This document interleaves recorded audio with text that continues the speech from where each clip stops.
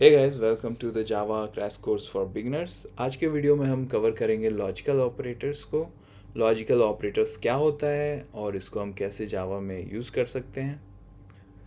पहले जानते हैं कि लॉजिकल ऑपरेटर होता क्या है। लॉजिकल ऑपरेटर के हेल्प से हम मल्टीपल कंडीशंस को कंबाइन करके एक रिज़ल्ट निकालते हैं। इसमें तीन ऑपरेटर्स होते हैं, एंड, और नॉट। एंड का यूज़ हम ऐसे ही करते हैं जैसे हम जनरल लैंग्वेज में करते हैं। Let's write the code now. जैसा कि मैंने आपको बताया था रिलेशनल ऑपरेटर्स के केस में, वो हमेशा एक बुलियन वैल्यू रिटर्न करता था। सेम चीज़ यहाँ पे भी होती है। जावा में लॉजिकल ऑपरेटर्स भी एक बुलियन रिजल्ट ही निकालते हैं। तो अगर मैं वेरिएबल लिखूँ बुलियन ए इक्वल टू, अब मैं लिखूँ सपोज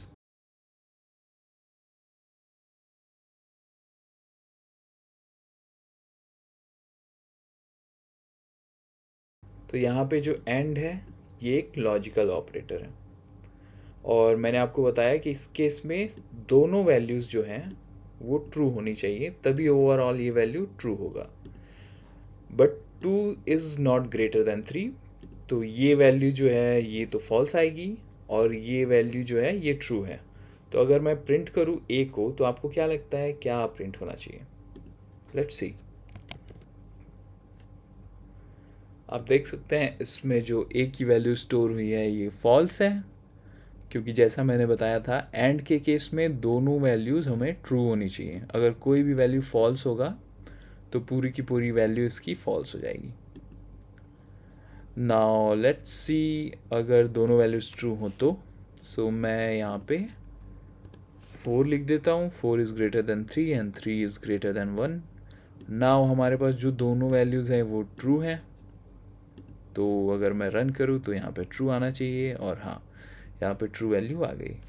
इस तरह से एंड ऑपरेटर का यूज़ हम जब करते हैं तो दोनों वैल्यूज़ इसके लेफ़्ट और राइट में ट्रू होनी चाहिए, तभी ओवरऑल इसकी वैल्यू ट्रू आती है। अगर कोई भी फॉल्स हुआ तो इट विल बी फॉल्स। अब हम अब हम देखते हैं कि और का यूज़ कैसे होता है। तो मैं ए में ही असाइन करता हूँ और को,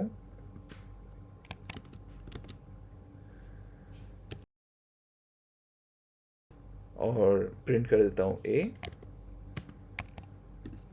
लेट्स सी क्या आउटपुट आता है।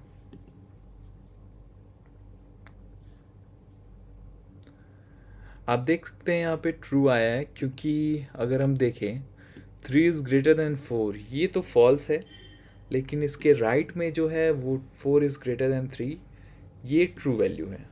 तो जैसा कि मैंने बताया था, और के केस में कोई भी लेफ़्ट या राइट की कोई भी वैल्यू अगर ट्रू हो गई तो ओवरऑल इसकी वैल्यू, इस एक्सप्रेशन की वैल्यू ट्रू हो जाती है, जो यहाँ पे हुआ है। बट अगर दोनों फॉल्स है उसी केस में ये और की वैल्यू फॉल्स आएगी।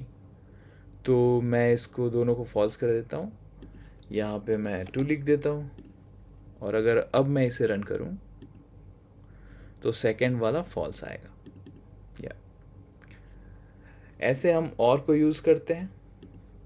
अब लास्ट ऑपरेटर है लॉजिकल ऑपरेटर, वो है नॉट।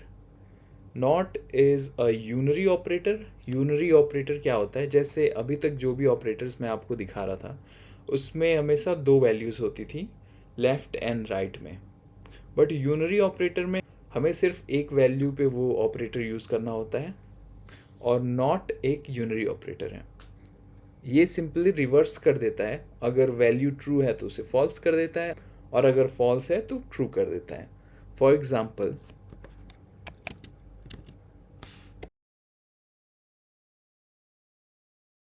यहाँ पे मैंने लिखा है a is equal to 4 is greater than 2, which is obviously true. और अगर मैं इसे सिंपली प्रिंट करूँ a, तो मुझे यहाँ पे ट्रू निकलना चाहिए। True is the answer. अब अगर मैं इन दोनों के आगे नॉट लिख दूँ,